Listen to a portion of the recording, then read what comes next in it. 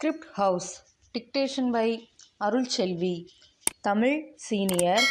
May 1979. Ready? Start. நண்பர்களே, இன்று உங்கள் அனைவரையும் சந்திப்பதில் நான் மிகுந்த மகிழ்ச்சி அடைகிறேன். நான் ஆளுநராக பதவியேற்ற பிறகு அரசியல் கட்சி தலைவர்கள் அடங்கிய கூட்டத்தில் கலந்து கொண்டு உரையாடுவதற்கான வாய்ப்பு இப்பொழுது எனக்கு கிடைத்திருக்கிறது. இந்த கூட்டத்தில் தேர்தல் நடத்தை விதிமுறைகளை குறித்து நாம் ஆலோசனை செய்ய இருக்கிறோம்.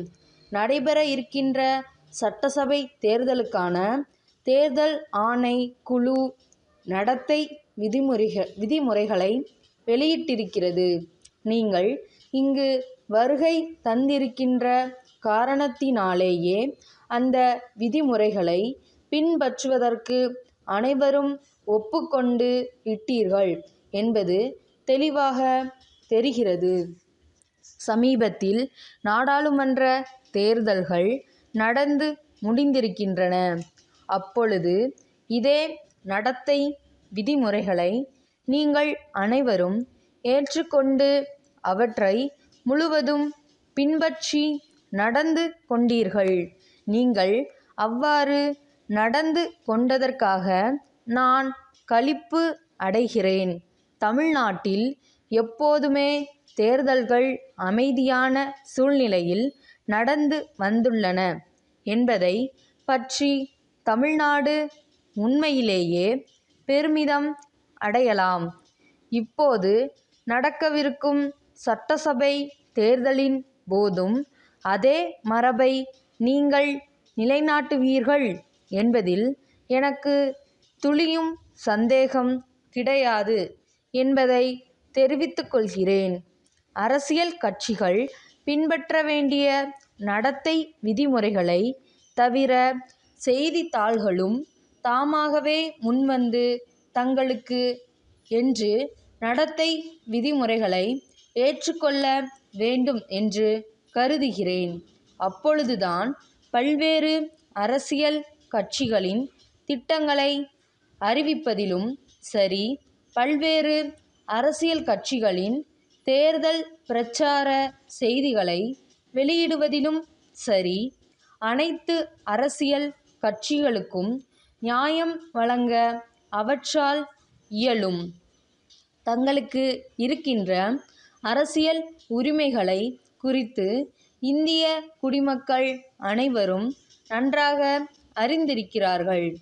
இதை அண்மையில் நடைபெற்ற தேர்தல்கள் நமக்கு எடுத்துக்காட்டி இருக்கின்றன. ஏன் வாக்கு அளிக்க வேண்டும், எதற்காக வாக்கு அளிக்கிறோம், எவ்வாறு வாக்கு அளிக்க வேண்டும் என்பதை அவர்கள் நன்றாக அறிவார்கள். இதை நீங்கள் கருத்தில் கொள்ள வேண்டும் என்று நான் கேட்டுக்கொள்கிறேன். உங்கள் தேர்தல் பிரச்சாரத்தில் தனிப்பட்டவர்களை பழித்து பேச கூடாது. மேலும் வகுப்புவாத உணர்ச்சிகளையோ மொழி பற்றையோ வட்டார பற்றையோ தூண்டிவிடும் வகையில் பேசுவதும் கூடாது.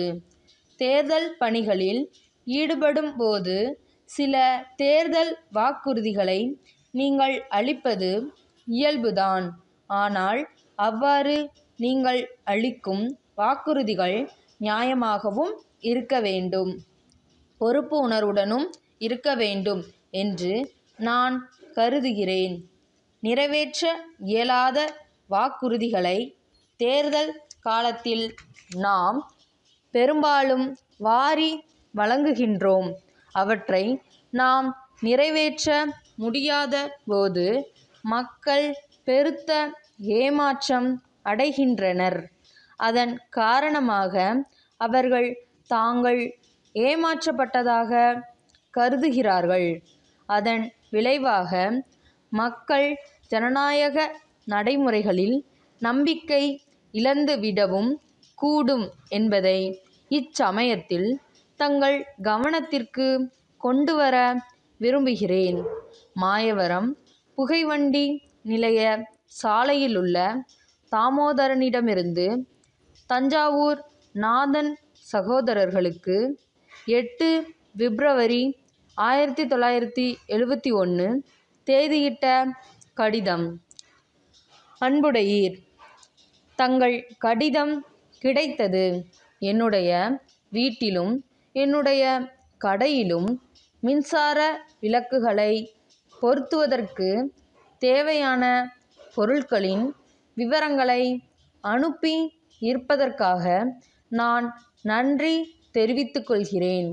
என்னுடைய கடையில் கூடிய விரைவில் மின்சார விளக்குகளை பொருத்த வேண்டும் என்று விரும்புகிறேன். கடைக்கு சாதாரண மின் விளக்குகளை பொருத்தினால் போதுமானது. ஆனால் என்னுடைய வீட்டிற்கு விளக்குகளை போடும் பொழுது அலங்கார விளக்குகளை போட வேண்டும் என்று விரும்புகிறேன். எனவே தாங்கள் தங்கள் பிரதிநிதியை உடனடியாக அனுப்புமாறு கேட்டுக்கொள்கிறேன். அவரிடம் மேலே குறிப்பிட்ட 2 வகையான விளக்குகளையும் அவற்றை பொருத்துவதற்கான சாதனங்களுடன் அனுப்பி வைக்குமாறு கேட்டுக்கொள்கிறேன். என்னுடைய நண்பரின் வீட்டில் பொருத்தப்பட்ட விளக்குகள் 2 வாரங்களுக்குள் கெட்டுவிட்டன. எனக்கும் அம்மாதிரி நிலை ஏற்படாமல் இருக்க நல்ல தரம் உள்ள உழைக்கக்கூடிய மின் விளக்குகளை தேர்ந்தெடுத்து அனுப்பவும். தங்கள் நம்பிக்கையுள்ள